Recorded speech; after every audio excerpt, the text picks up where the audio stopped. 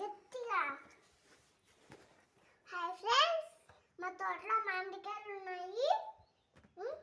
చాలా పెద్దగా ఉన్నాయి. మాగినాయి. చూడండి ఫ్రెండ్స్, ఇవన్నీ మొత్తం కాసినాయి కదా. మాగినాయి, కింద మొత్తం కాసినాయి. ఇది చూడండి ఫ్రెండ్స్, చూస్తున్నారా మీరు? చూస్తున్నారు. ఈ కాయ మచ్చ వచ్చింది పైన, చెట్టు కొమ్మ మధ్యలో పడి ఇది పైన కింద కాయ రెండు పక్కల మచ్చ వచ్చింది. ఈ కాయ బాగా తీయగుంటుంది. ఈ కాయ తీయగుంటుంది.